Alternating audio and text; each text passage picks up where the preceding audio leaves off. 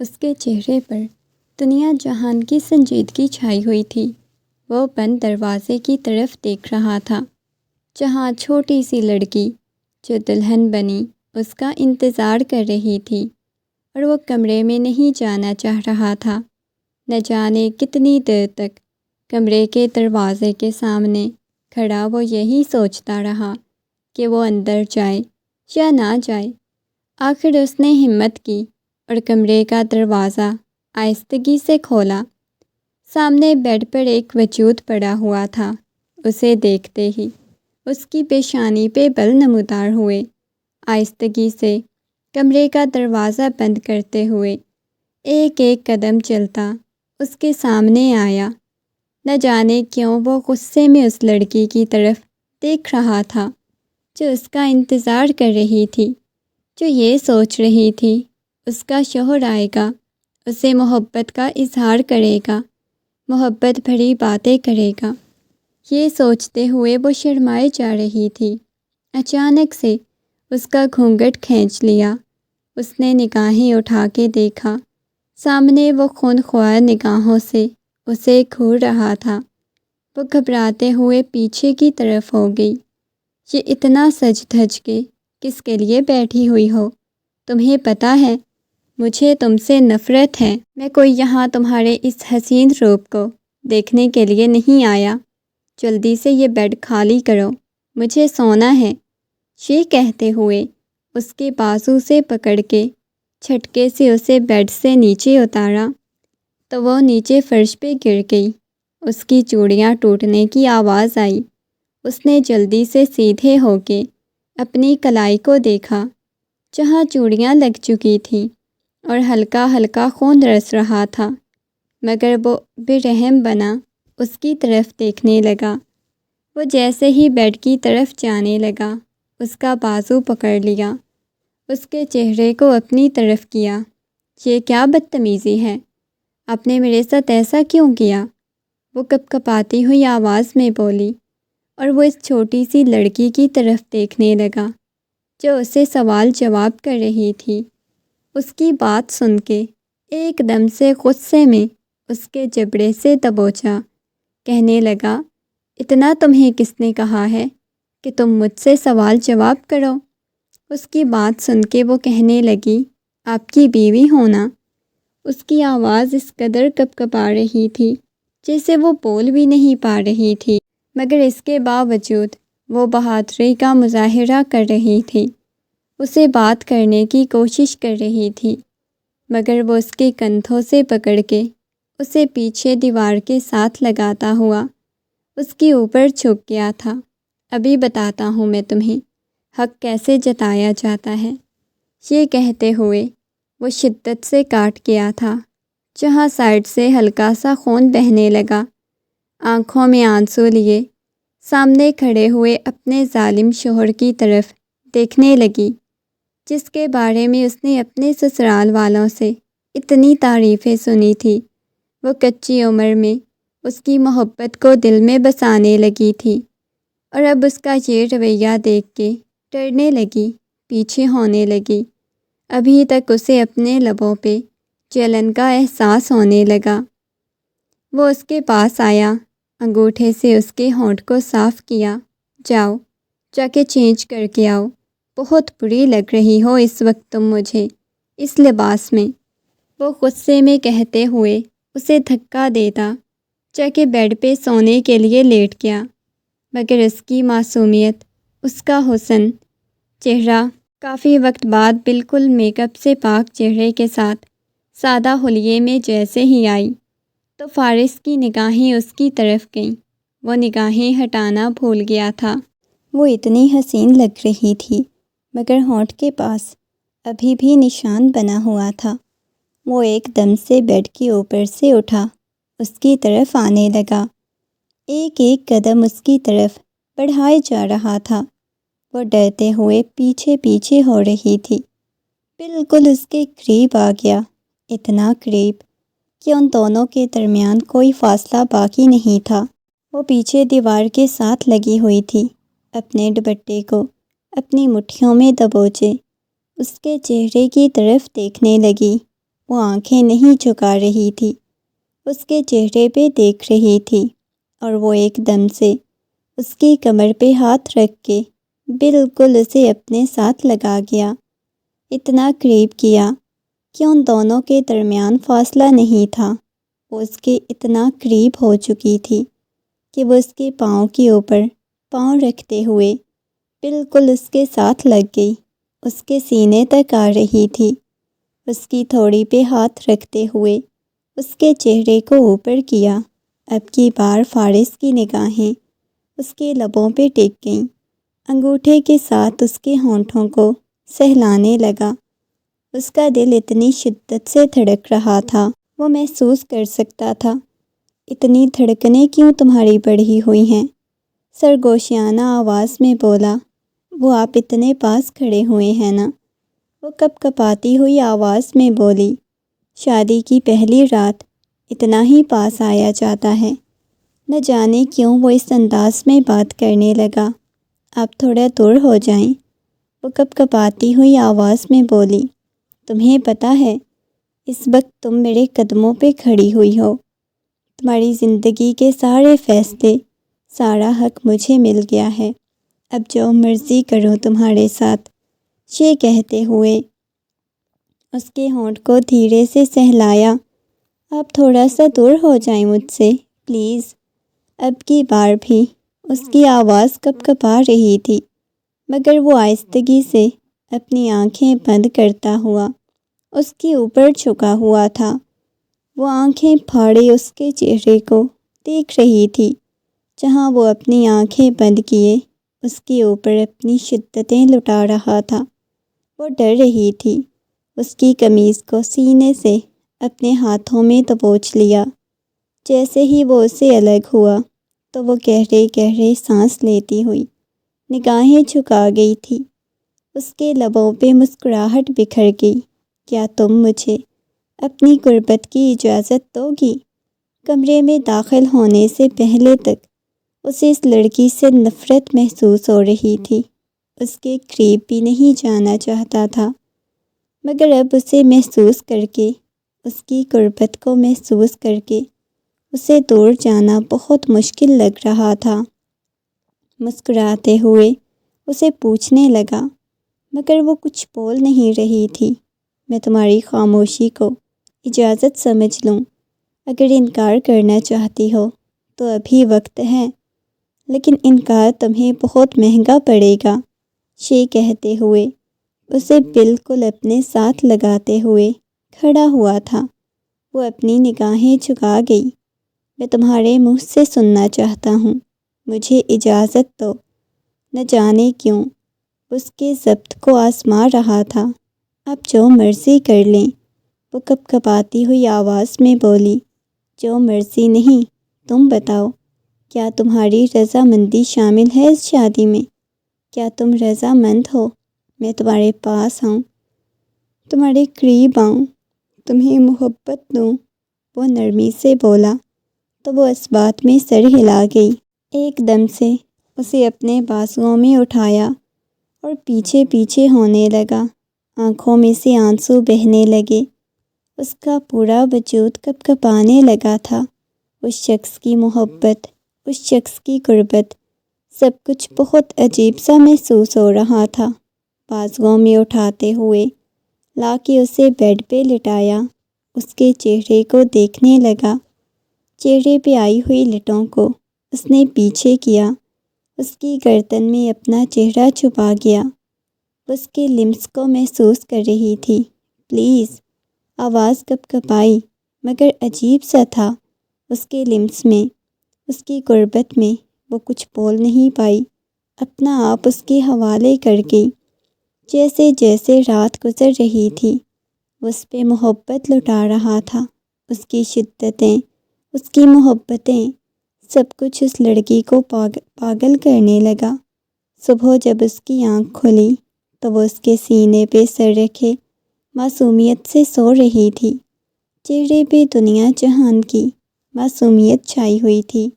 فارس کی جیسے ہی آنکھ کھلی، اسے اپنے اتنا قریب دیکھ کے فارس نے ایک جھٹکے سے خود سے دور کیا اور غصے میں کہنے لگا، تمہاری ہمت کیسے ہوئی میرے اتنا پاس آنے کی؟ وہ ہڑبڑا کے اٹھ گئی، ہونکوں کی طرح فارس کی طرف دیکھنے لگی جو کل رات تک اس پہ محبتیں لٹا رہا تھا۔ شدت سے اسے خود سے دور دھکا دے گیا۔ وہ گھبرا گئی، اپنا دوپٹہ سیٹ کرتے ہوئے پیچھے ہو گئی۔ خبردار، آج کے بعد میرے اتنا قریب آنے کی کوشش کی، لیکن رات کو اب خود میرے قریب آئے تھے۔ ابھی بھی اس کی آواز کپ کپا رہی تھی۔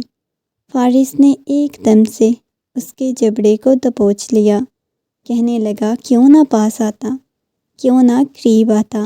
بیوی تھی میری، مجھے نکاح حلال کرنا تھا، اپنا ولیمہ تو پکا کرنا تھا۔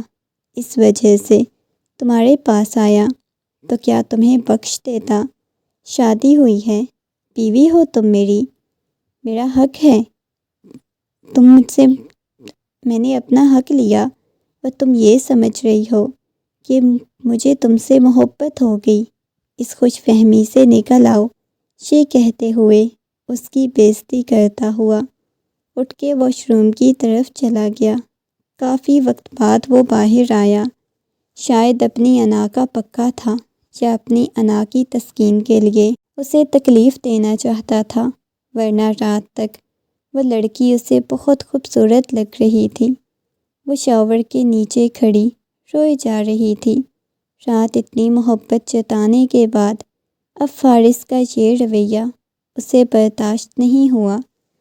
کافی وقت بعد وہ فریش ہو کے آئی تو اس کی آنکھیں بالکل لال سرخ ہو رہی تھیں، مگر اس کا نکھرا نکھرا سا روپ، چہرے پہ چھائی ہوئی اداسی، مگر اس کی آنکھوں میں چمک تھی۔ یہ سب کچھ بہت خوبصورت اور بھلا لگ رہا تھا۔ وہ اس کی طرف دیکھنے لگا، چلتا ہوا اس کے پاس آیا۔ وہ آئینے کے سامنے کھڑی اپنے بالوں کو ڈرائر سے خشک کر رہی تھی۔ آہستگی سے اسے پیچھے سے اپنی باہوں کے حصار میں لیتا، اس کی گردن کو اپنے لبوں سے چھوا تو وہ گھبرا گئی، پیچھے کی طرف ہوئی تھی۔ اس کے چہرے پہ ڈرائر کی ہوا پڑنے لگی تو اس نے فوراً سے اس کے ہاتھ سے ڈرائر کو نیچے کیا۔ نظر نہیں آتا، سارا میرا ہیئر سٹائل خراب کر دیا۔ وہ آئینے کے سامنے کھڑا برش اٹھاتا ہوا اپنے بالوں کو سیٹ کرنے لگا۔ جلدی سے نیچے آؤ، یہ کہتے ہوئے وہ خود تو نیچے چلا گیا، مگر آئینے کے سامنے کھڑی اپنے آپ کو دیکھنے لگی۔ گردن پہ دیکھا جہاں شدت بھرا بوسہ دے کے گیا۔ کافی وقت بعد ریڈی ہو کے نیچے آئی۔ سب لوگ ڈائننگ ٹیبل پہ بیٹھے ناشتہ کر رہے تھے، ان کا انتظار کر رہے تھے۔ کچھ نگاہوں میں اس کے لیے محبت تھی تو کچھ نگاہوں میں اس کے لیے نفرت تھی۔ جیسے اس شخص کا روپ تھوپ چھاؤں تھا، بالکل ویسے ہی سب کا ہی تھوپ چھاؤں رویہ اسے محسوس ہو رہا تھا۔ لڑکی، تمہیں اس کے ساتھ بیٹھنے کا کس نے بولا ہے؟ غزالہ بیگم نے غصے میں اس کی طرف دیکھتے ہوئے کہا تو فارس کہنے لگا، مما، وہ میری بیوی ہے تو میرے ساتھ ہی بیٹھے گی نا؟ فارس کی بات سن کے وہ غصے میں کہنے لگی، تمہیں درمیان میں بولنے کی کوئی ضرورت نہیں، پتہ بھی ہے تمہیں اس لڑکی کی اوقات کیا ہے؟ جتنی اوقات ہے اسے یہاں بیٹھنے کی اجازت نہیں۔ بی جان دیکھیں تو اسے غریب خاندان کی پہلی ہی لڑکی کو آپ لوگ بہو بنا کے لائے، اب اسے یہاں اپنے ساتھ بیٹھنے کی اجازت بھی دے دی۔ تم یہ مت بھولو کہ وہ پہلے کون تھی، اب وہ کون ہے؟ اب وہ فارس کی بیوی ہے۔ فارس نے معصوم سی سینیا کی طرف دیکھا جو کپ کپا رہی تھی، کیونکہ اسے اتنے غصے کی عادت ہی نہیں تھی، نہ برداشت کرتی تھی جیسے غزالہ بیگم اس کے ساتھ بات کر رہی تھی۔ فارس کہنے لگا، اٹھو یہاں سے، وہ جو الگ چیئر پڑی ہوئی ہے وہاں پہ چلی جاؤ۔ فارس کی بات سن کے اس کا دل ٹوٹ سا گیا۔ اسے لگا تھا کہ فارس اس کے ساتھ ایسا نہیں کرے گا، وہ تو اس کی بیوی تھی، شوہر تو بیویوں کو عزت دیتے ہیں۔ وہ آہستگی سے اٹھ کے اس کے پیچھے پڑی ہوئی کرسی پہ چلی گئی۔ اس کے ہاتھ میں کھانے والی ٹرے پکڑا دی گئی، مگر وہ کھانا بھی نہیں کھانا چاہتی تھی۔ اسی چیئر پہ کھانا رکھتے ہوئے کمرے کی طرف چلی گئی۔ انا کی وہ بھی پکی تھی۔ کمرے میں داخل ہوتے ہی اس نے بہت زور سے کمرے کا دروازہ بند کیا۔ فارس بھی غصے میں اس کے پیچھے پیچھے آ گیا۔ ایک دم سے اس کے بازو سے پکڑ کے کھینچ کے پیچھے کی طرف کیا تو اس کی آنکھوں میں سے آنسو بہہ رہے تھے۔ رو کیوں رہی ہو؟ اب کی بار نرم پڑا تھا۔ میں آپ کی بیوی ہوں۔ آپ لوگوں نے مجھے اس فیملی کا حصہ نہیں سمجھا، وہ غصے میں بولی۔ اس نے بہت زور سے کمرے کا دروازہ بند کیا۔ فارس بھی غصے میں اس کے پیچھے پیچھے آ گیا۔ ایک دم سے اس کے بازو سے پکڑ کے کھینچ کے پیچھے کی طرف کیا تو اس کی آنکھوں میں سے آنسو بہہ رہے تھے۔ رو کیوں رہی ہو؟ اب کی بار وہ نرم پڑا تھا۔ میں آپ کی بیوی ہوں۔ آپ لوگوں نے مجھے اس فیملی کا حصہ نہیں سمجھا، وہ غصے میں پوچھنے لگی۔ اگر آپ نے ایسا ہی کرنا تھا تو پھر مجھ پہ رات کو اتنا حق کیوں جتایا؟ یہ سن کے فارس نے ایک دم سے اس کے بالوں سے پکڑا۔ کیا سمجھتی ہو اپنے آپ کو؟ اس کے جبڑے کو دبوچ لیا۔ یہی سمجھتی ہوں کہ ایک بے معنی سی لڑکی ہوں جو اپنی چچی کے رحم و کرم پہ پل رہی تھی۔ بڑی بہن کی طلاق ہونے پہ میری جلدی جلدی شادی کروا دی گئی تاکہ بعد میں میرے لیے مسئلہ نہ بن جائے۔ وہ روتے ہوئے بولی، آنکھوں میں سے آنسو بہنے لگے۔ آپ کو پتہ ہے میں نے کتنی تکلیفیں برداشت کی ہیں؟ میں پچھلی زندگی میں کتنی تکلیفیں برداشت کر کے آئی ہوں۔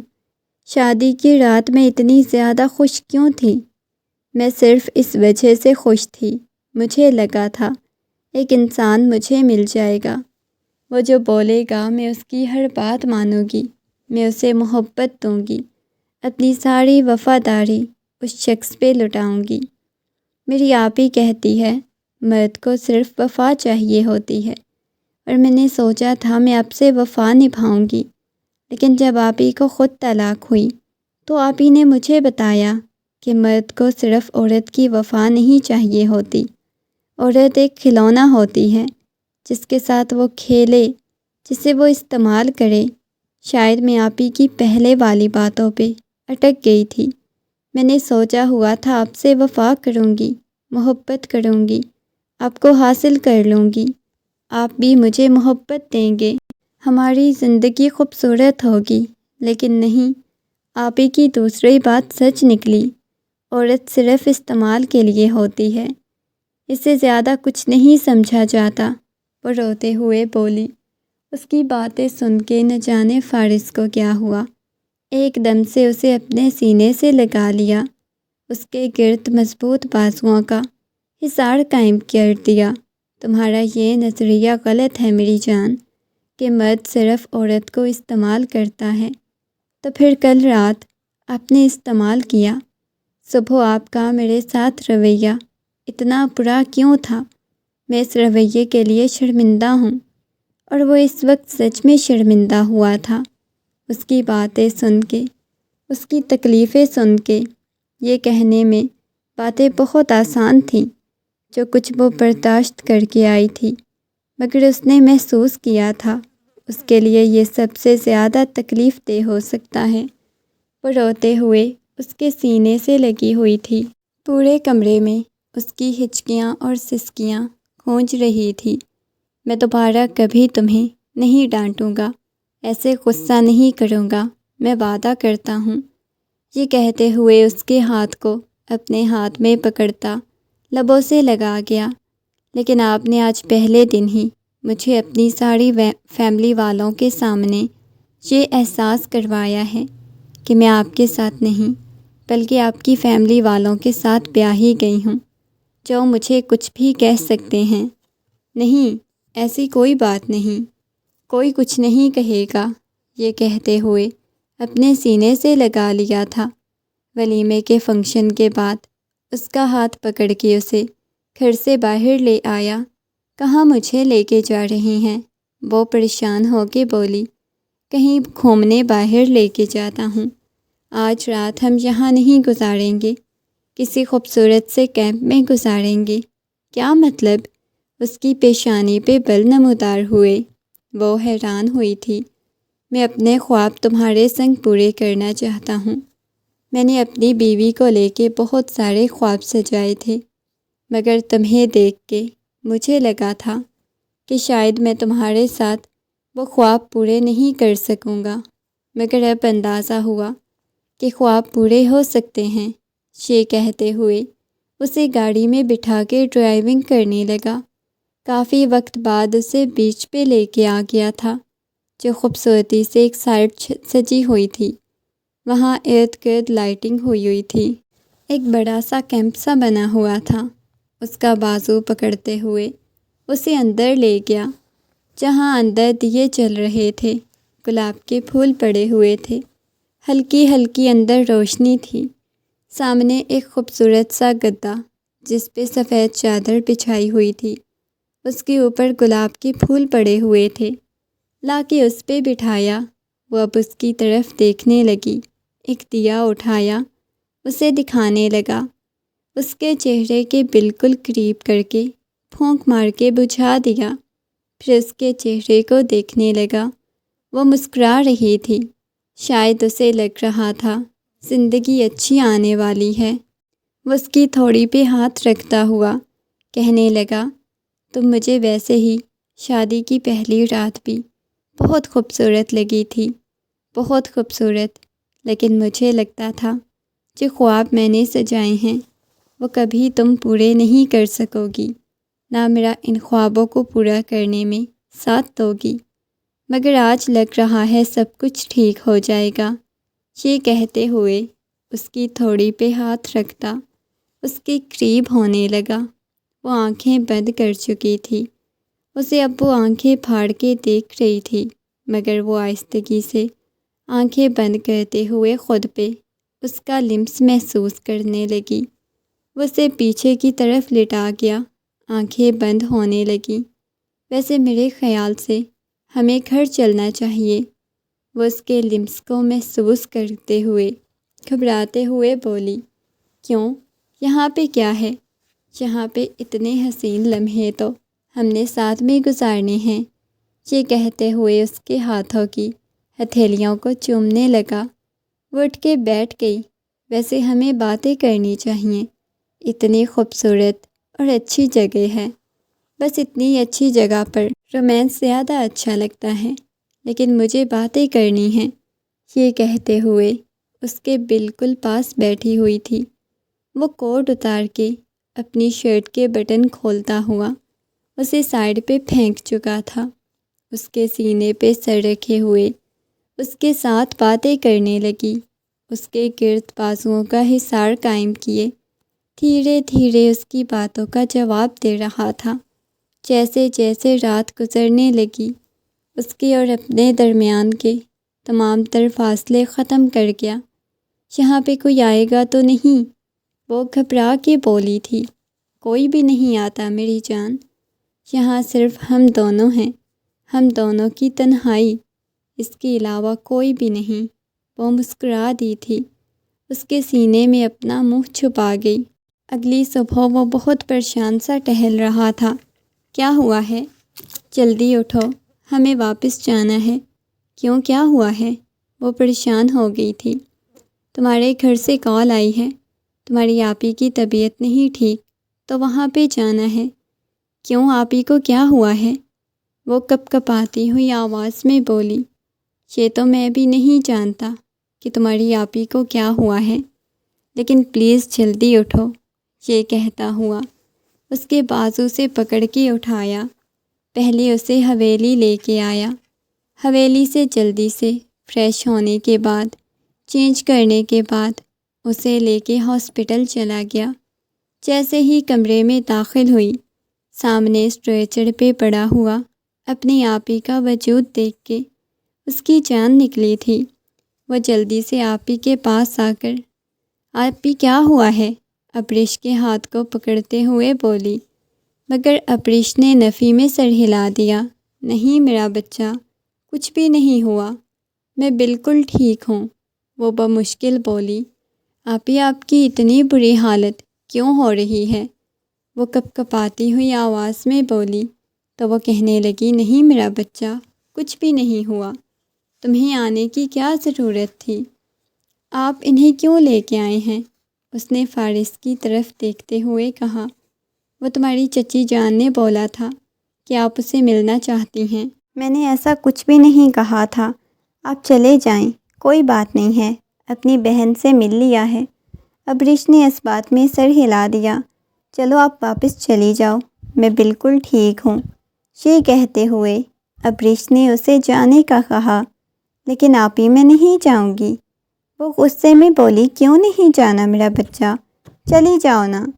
آہستگی سے اس کی گال کو چھوا تو وہ رونے لگی، اپنی آپی کے سینے سے لگ گئی تھی، لیکن ابریش نے اسے واپس بھیج دیا۔ واپس آنے کے بعد بھی اس کا موڈ کافی زیادہ آف لگ رہا تھا۔ کمرے میں بیٹھی ہوئی روئے جا رہی تھی۔ وہ اس کے سامنے آ کے بیٹھ گئی، آہستگی سے اسے اپنے قریب کر لیا تھا۔ رونا بند کرو۔ اس کا موڈ بھی آف ہو چکا تھا۔ کیوں اتنا رو رہی ہو تم؟ پتہ ہے ہمیشہ چچی جان سے آپی نے مجھے بچایا تھا۔ آپی مجھ سے ہمیشہ سے بہت زیادہ محبت کرتی تھی، لیکن اب چچی جان ان پہ ظلم کرتی ہیں۔ مجھے پتہ ہے آپی کو اتنا زیادہ مارتی ہیں، حالانکہ وہ اتنی بڑی ہیں۔ میں تو جھوٹی تھی، مجھے مار لیتی، میں ہمیشہ آپی کو بچا لیتی تھی، لیکن اب انہیں کون بچائے گا؟ وہ روتی ہوئی بولی۔ اچھا پریشان نہیں ہو۔ اس کے آنسو صاف کیے، وہ اس کے سینے سے لگ گئی تھی۔ اب تو ہمیشہ میرے پاس رہیں گے نا؟ آپ محبت کریں گے نا؟ لیکن آپی کے پاس تو کوئی بھی نہیں ہے۔ وہ اس کے سینے میں چھپی ہوئی تھی۔ وہ دھیرے دھیرے اس کی پشت کو سہلانے لگا۔ ایسے ہی پریشان رہوگی تو پھر میں بھی اداس ہو جاؤں گا نا؟ تمہیں ایسے پریشان نہیں دیکھنا چاہتا۔ چلو ٹھیک ہے، کچھ بھی نہیں تمہاری آپی کو ہوتا۔ اس کا دھیان اس کی آپی سے ہٹانے کی کوشش کر رہا تھا، اس کے ساتھ خوبصورت وقت گزارنا چاہتا تھا۔ دن گزرنے لگے، ہر گزرتے دن کے ساتھ اس کا محبت کرنے کا انداز ہر بار کی طرح کچھ نیا ہوتا۔ حویلی والوں نے بھی آہستہ آہستہ اسے قبول کرنا شروع کر دیا، کیونکہ وہ اس قدر اچھی تھی، سب کے ساتھ اتنا اچھا بیہیو کرتی تھی۔ اب تو غزالہ بیگم کو بھی وہ اچھی لگنے لگی تھی، مگر شاید قسمت کو کچھ اور ہی منظور تھا۔ رات کا وقت تھا، وہ کمرے میں داخل ہوا تو سامنے بے حال سی بیڈ پہ پڑی ہوئی تھی۔ چلتا ہوا اس کے پاس آیا، پیشانی کے عالم میں اس کی چہرے کو اپنے ہاتھوں کے پیالے میں بھر لیا۔ کیا ہوا ہے تمہیں؟ وہ نرمی سے پوچھنے لگا تو وہ اٹھ کے اس کے سینے سے لگی، بہت بری طرح سے رونے لگی۔ اس کی پشت کو سہلاتے ہوئے پوچھنے لگا، کیا ہو گیا ہے، بتاؤ مجھے۔ وہ نرمی سے اس کی گال کو تھپ تھپایا تو اس کے ہاتھ کو اپنے پیٹ پہ رکھ چکی تھی، مگر وہ سمجھ نہیں پایا وہ کہنا کیا چاہتی ہے۔ اب بابا بننے والے ہیں، وہ مسکراتے ہوئے بولی، آنکھوں میں آنسو، لبوں پہ مسکراہٹ اور پورا وجود کپ کپا رہا تھا۔ وہ حیرت سے اس کی طرف دیکھنے لگا۔ کیا تم نے ابھی کیا بولا ہے؟ لبوں پہ گہری مسکراہٹ بکھری ہوئی تھی۔ آپ بابا بننے والے ہیں، یہ کہتے ہوئے اس کے سینے میں اپنا منہ چھپا گئی۔ وہ مسکراتے ہوئے کہنے لگا، میرے ساتھ کوئی مذاق تو نہیں کر رہی؟ نفی میں سر ہلا گئی۔ نہیں، میں نے آپ کے ساتھ کیوں مذاق کرنا ہے، میں سچ بول رہی ہوں، ہم لوگ ماما بابا بننے والے ہیں۔ وہ ایک دم سے اس کے اوپر جھک گیا تھا، اس کے ہونٹوں کو اپنی قید میں لے گیا، ایک محبت بھرا بوسہ دیا، باہوں میں لیتا ہوا کہنے لگا، اس کے چہرے کو چومنے لگا، اس کے سینے میں اپنا چہرہ چھپا گئی، آہستگی سے بازوؤں سے نیچے اتارا، اس کے سینے سے لگی ہوئی تھی، ہمیشہ کی طرح آج اتنا قریب ہوئی تھی کہ اس کے پاؤں پہ پاؤں رکھ کے بالکل اس کے قریب ہو گئی۔ اور یہ زندگی میں دوسری دفعہ تھا جو اس انداز میں وہ اس کے قریب ہوئی تھی، اس کے گلے میں باہیں ڈالتے ہوئے اس کے اوپر جھک گئی۔ پہلی دفعہ اس نے خود سے ایسی بے باک حرکت کی کہ وہ ہونکوں کی طرح دیکھنے لگا۔ اگلے ہی لمحے اس کی کمر کو جکڑتا ہوا مکمل طور پہ اس کے اوپر جھک گیا۔ اب کی بار وہ پیچھے پیچھے ہونے لگی، بہت زیادہ پیچھے ہو چکی تھی، مگر اسے آزاد نہیں کیا۔ ایک جھٹکے سے اسے اپنی باہوں میں اٹھا لیا۔ بس بس چھوڑیں مجھے، اب اور پاس نہیں آنا، یہ کہتے ہوئے اسے پیچھے کر گئی تھی۔ تم سوچ بھی نہیں سکتی میں کتنا خوش ہوں۔ تبھی آج حویلی والے مجھے بڑی عجیب نگاہوں سے دیکھ رہے تھے جب میں حویلی میں داخل ہوا تھا۔ اب کی بار وہ پیچھے پیچھے ہونے لگی تھی۔ بس چھوڑے نا، وہ اسے باہوں میں اٹھا گیا۔ اب اور پاس نہیں آنا، یہ کہتے ہوئے اسے پیچھے کر گئی تھی۔ آج حویلی والے بڑی عجیب نگاہوں سے دیکھ رہے تھے۔ مجھے نہیں پتا تھا ہمارے دیے گئے ایگزامس کا نتیجہ آ چکا ہے، وہ آنکھ کا کونا دباتے ہوئے بولا، تو وہ شرما کے اس کے سینے میں اپنا چہرہ چھپا گئی۔ اٹھ جاؤ نا، میں آپ کے لیے ناشتہ لے کے آیا ہوں، یہ کہتے ہوئے اس نے سائڈ ٹیبل پہ ناشتہ رکھا اور اسے اٹھانے لگا، مگر اسے بہت تیز بخار ہوا پڑا تھا۔ چہرے کی رنگت بالکل زرد پڑی ہوئی تھی۔ آہستگی سے اس کے ہاتھ کو اپنے ہاتھ کی گرفت میں لیا۔ تمہیں تو بہت تیز بخار ہوا پڑا ہے، رات تک تو نہیں تھا۔ ہاں، صبح سے باڈی میں بہت زیادہ پین ہو رہی تھی اور بخار بھی ہو گیا، یہ کہتے ہوئے اس کے سینے پہ سر رکھ گئی۔ پھر مجھے بتانا چاہیے تھا نا، فوراً سے، جب آپ کو بخار فیل ہونے لگ گیا تھا۔ اچانک سے اتنا زیادہ قریب ہو گیا، مجھے خود بھی سمجھ نہیں آئی۔ اچھا ٹھیک ہے، پریشان نہیں ہو، یہ کہتے ہوئے اس کے ہاتھوں کی ہتھیلیوں کو چوما۔ ناشتہ کرو، پھر میں تمہیں لے کے جاتا ہوں ہاسپٹل، یہ کہتے ہوئے اسے ناشتہ کروانے لگا تھا۔ ناشتہ کروانے کے بعد آہستگی سے اسے اپنے قریب کر لیا۔ وہ اس کے سینے سے لگی ہوئی تھی۔ جیسے جیسے اس کے دن گزرتے جا رہے تھے، اس کی طبیعت عجیب سی ہوتی جا رہی تھی۔ بار بار ایک ہی ضد کرتی تھی، مما میری آپی کو بلائیں نا، وہ میرا خیال رکھیں گی، آپ میرا خیال رکھیں۔ وہ پریشان ہو جاتا، کہتا میں کوئی کمی پیشی چھوڑ دیتا ہوں تو بتایا کرو۔ وہ کہنے لگی میں اپنی زندگی کے آخری دن اپنی آپی کے ساتھ گزارنا چاہتی ہوں۔ یہ سن کے وہ حیرت سے اس کی طرف دیکھا۔ یہ بات تم نے آج تو کر دی، میں دوبارہ تمہارے منہ سے یہ بات نہ سنوں، یہ کہتے ہوئے وہ اس کے چہرے کو اپنے ہاتھوں کے پیالے میں بھر گیا۔ آج پہلی دفعہ اس کی آنکھوں میں نمی دیکھ رہی تھی۔ میں تم سے بہت زیادہ محبت کرتا ہوں، بہت ٹوٹ کے چاہتا ہوں، تمہارے بغیر زندگی کا تصور نہیں کر سکتا۔ ویسے میں مر گئی تو پھر کون ہمارے بچے کا خیال رکھے گا؟ وہ کپ کپاتی ہوئی آواز میں بولی، میں نے ابھی تمہیں منع کیا ہے دوبارہ ایسی فضول بات نہیں کرنی، تو پھر کیوں کر رہی ہو؟ پتہ نہیں کیوں آج کل مجھے ایسے خیالات آ رہے ہیں، اس وجہ سے ایسی باتیں کر رہی ہوں۔ کوئی ایسے خیالات لانے کی ضرورت نہیں، اگر دوبارہ سے خیال آتا ہے تو میں خود تمہاری جان نکال لوں گا اپنے ہاتھوں سے۔ وہ سنجیدگی سے بولا، پلیز میری آپی کو بلا دینا، وہ روتے ہوئے بولی۔ تو وہ اس بات میں سر ہلا گیا۔ ٹھیک ہے، تمہاری چچی جان کو میں نے بولا ہے، اب پریشان مت ہو، شام تک تمہاری آپی آ جائیں گی۔ سچ میں؟ وہ اس بات میں سر ہلا گیا۔ ہاں سچ میں، تمہاری آپی آ جائیں گی۔ شکریہ، آپ بہت اچھے ہیں، مجھے تکلیف دینے کی کوشش مت کرو، یہ کہتے ہوئے اسے اپنی گود میں بٹھا گیا۔ میں کوئی چھوٹی بچی ہوں جو آپ ایسے کھینچ کے اپنی گود میں بٹھا لیتے ہیں؟ میری جان، میرے لیے تو چھوٹی سی بچی ہی ہونا، جب تک یہ بچہ نہیں نہ ہو جاتا تب تک میں تمہیں اپنا بچہ ہی سمجھوں گا۔ یہ کہتے ہوئے آہستگی سے اس کے پیٹ کے چھوا تو وہ شرماتے ہوئے اس کے سینے میں منہ چھپا گئی، اور وہ ایسے ہی شرما جاتی تھی، بالکل لال سرخ ہو جاتی تھی، مگر بے باکی بھی اس میں بہت زیادہ پائی جاتی تھی۔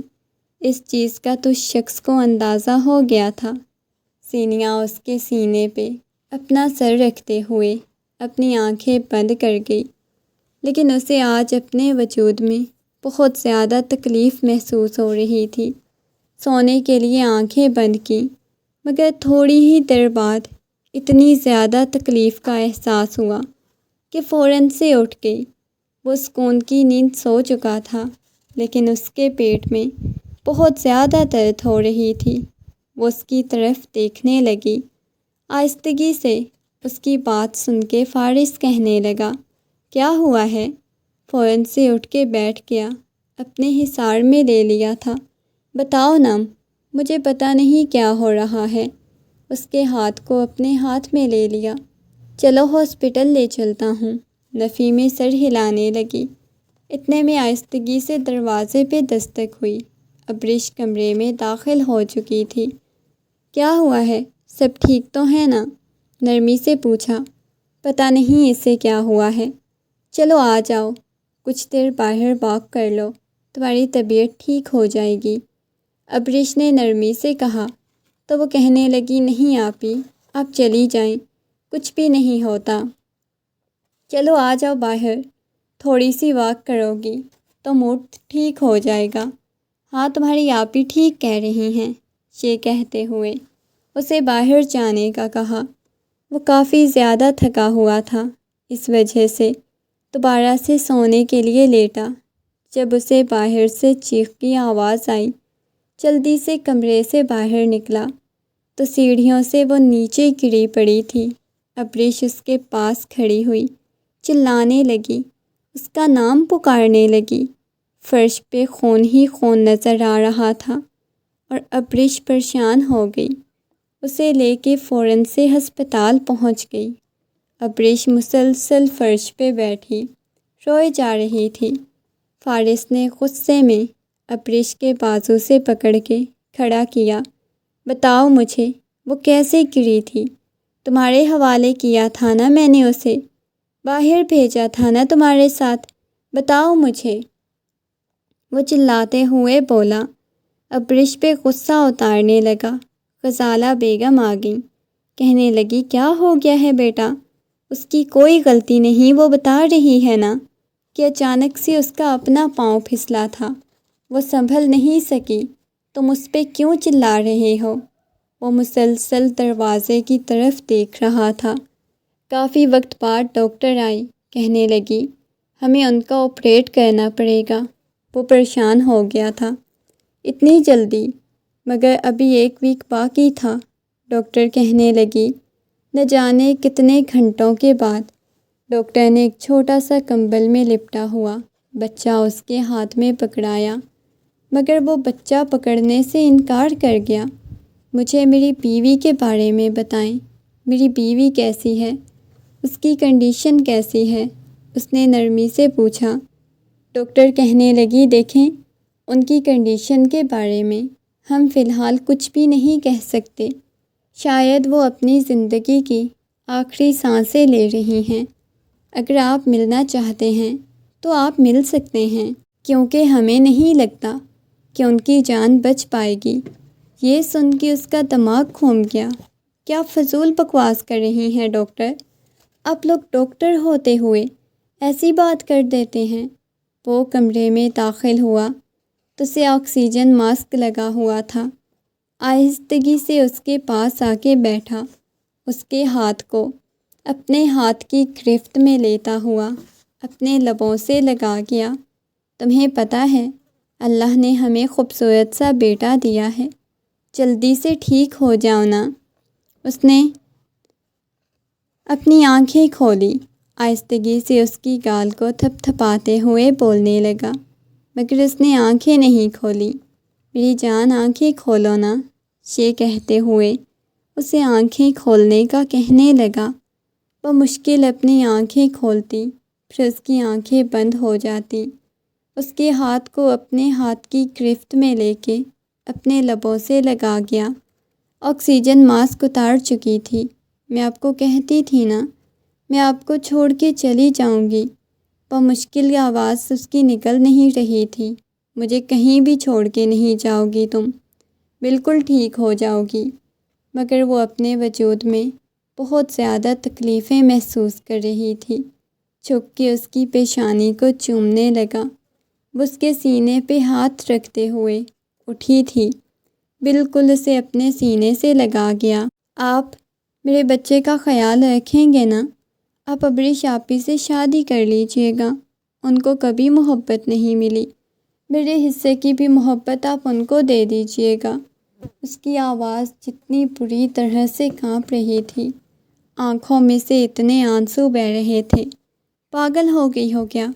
فضول باتیں کر رہی ہو، ایسا کچھ بھی نہیں ہوگا۔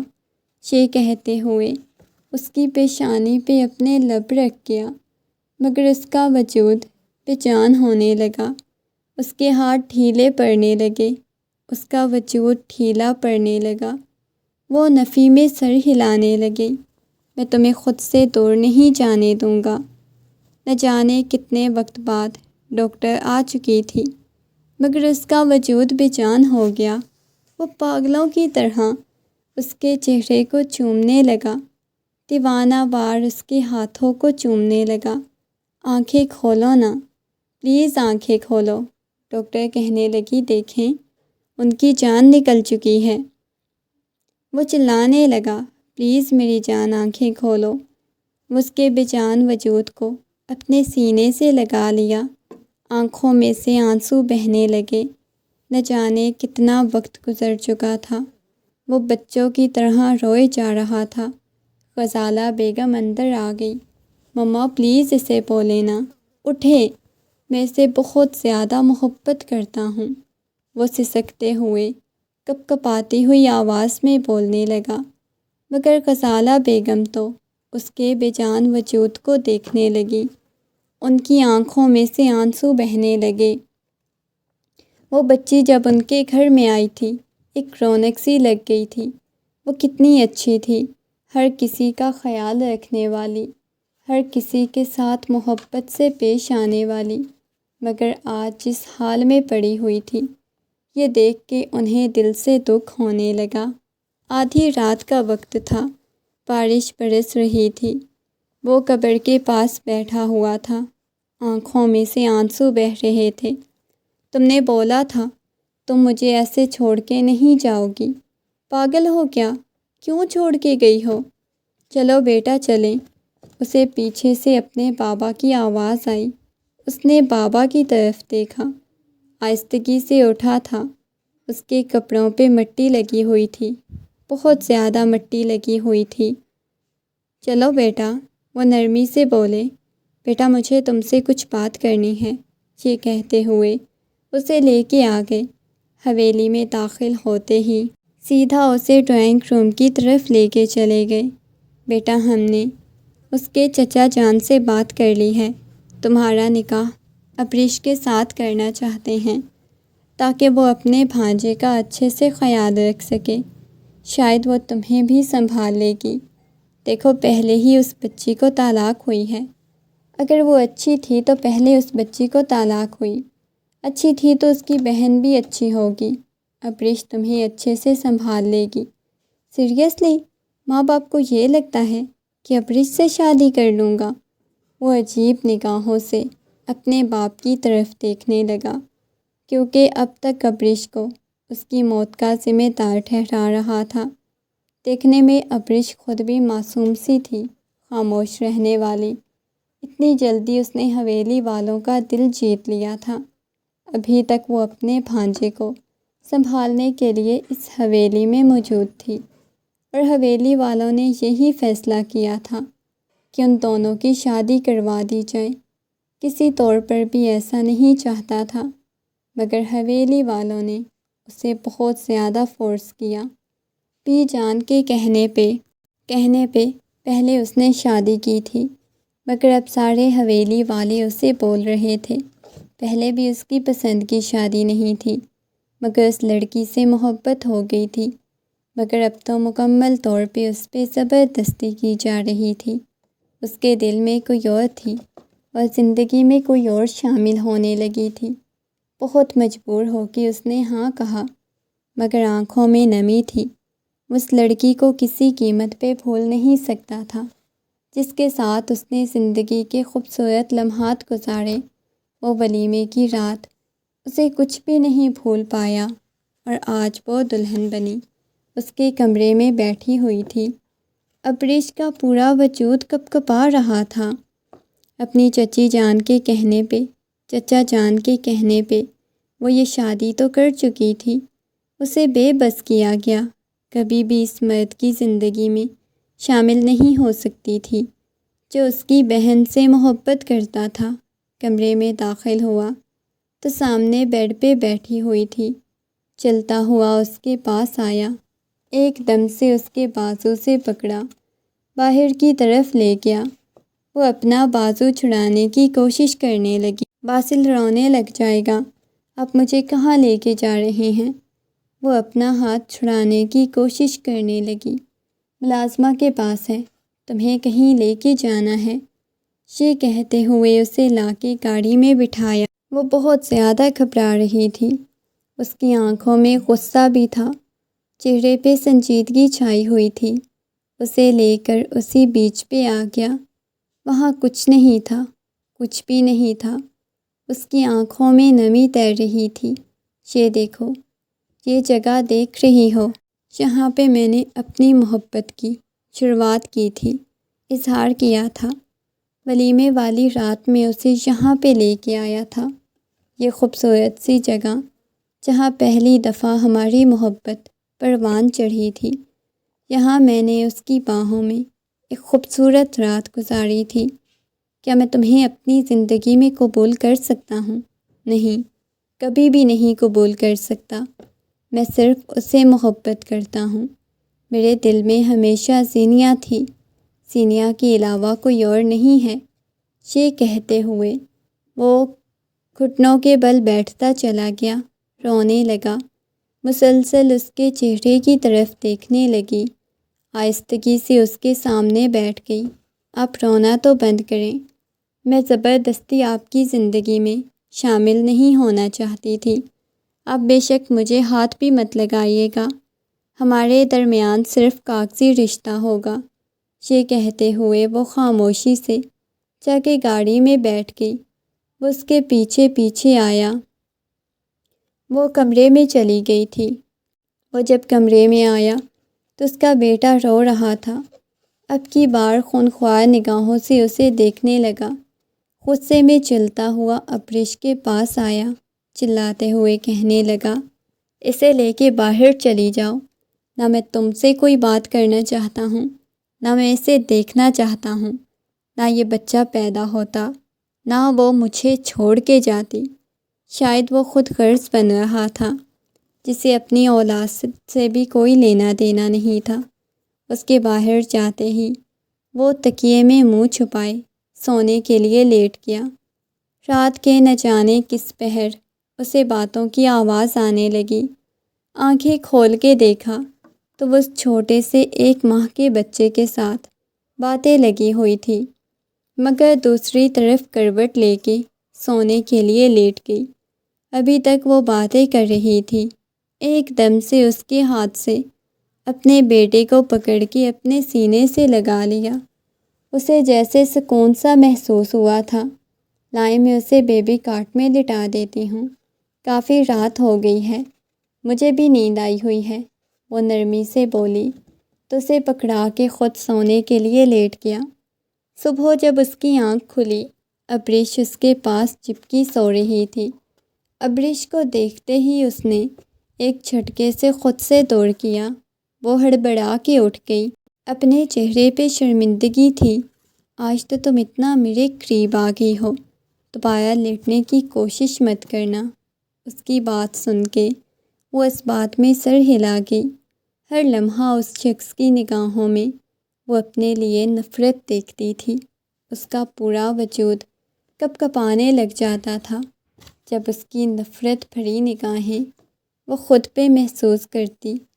وہ آ کے صوفے پہ بیٹھا، کہنے لگا، میرے سر میں بہت زیادہ درد ہو رہا ہے، آ کے میرا سر دبا دو۔ اس کی بات سن کے وہ اس بات میں سر ہلاتے ہوئے بولی۔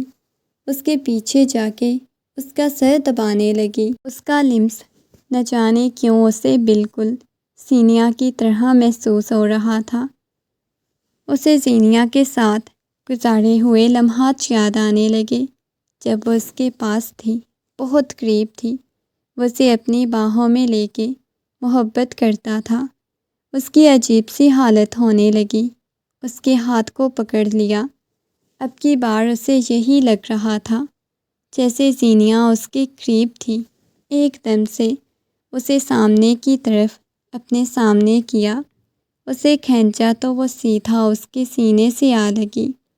وہ کسمسا کے دور جانے کی کوشش کرنے لگی، آنکھیں بند کیے اسے سینے سے لگائے ہوئے اس کی گردن میں اپنا چہرہ چھپا گیا۔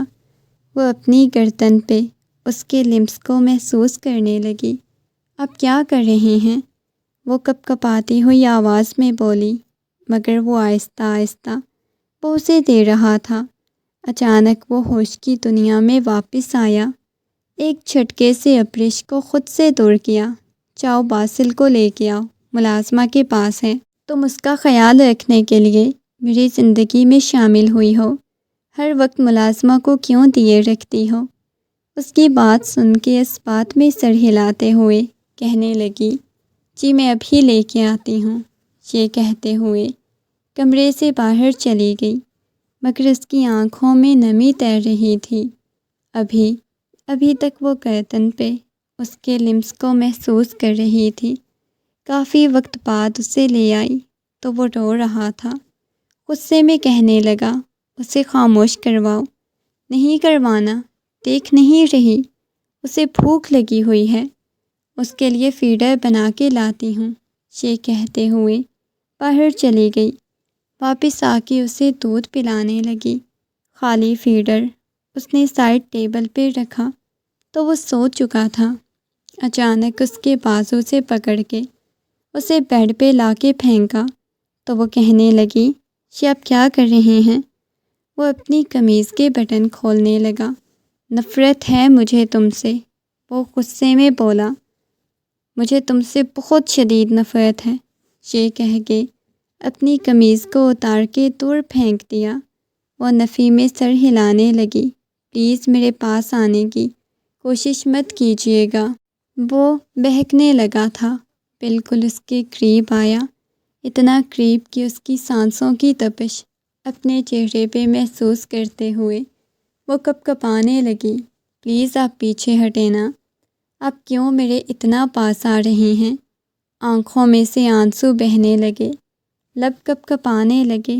اس کے ہاتھوں کی انگلیوں میں اپنی انگلیاں پیوست کرتا اس کے اوپر جھک گیا۔ پلیز پیچھے ہٹ جائیں نا، پلیز، آپ اسے محبت کرتے ہیں نا، آپ زینیا سے محبت کرتے ہیں۔ زینیا مجھے برداشت کرتی تھی، آج تمہیں کرنا پڑے گا، بالکل ویسے ہی جیسے زینیا مجھے برداشت کرتی تھی۔ اس کے ہاتھوں کی انگلیوں میں اپنی انگلیاں پیوست کی ہوئی تھی، دوسرے ہاتھ سے بالوں کو مٹھیوں میں دبوچے وہ رونے لگی، سسکنے لگی، پلیز نہیں کریں نا، ایسا مت کریں، میں نہیں برداشت کر پاؤں گی، پلیز میں نہیں برداشت کر پاؤں گی۔ ابریش کی آواز اس کے منہ سے نکل نہیں رہی تھی، مگر وہ شدتیں لٹائے جا رہا تھا۔ اگلے ہی لمحے اسے احساس ہوا کہ شاید وہ تکلیف سے گزر رہی ہے، اس کی قربت پہ اسے تکلیف محسوس ہو رہی ہے۔ وہ پہلے سے شادی شدہ تھی، تم تو ایک طلاق یافتہ لڑکی ہونا، پھر تمہیں کیوں مسئلہ ہو رہا ہے، کیوں تکلیف ہو رہی ہے؟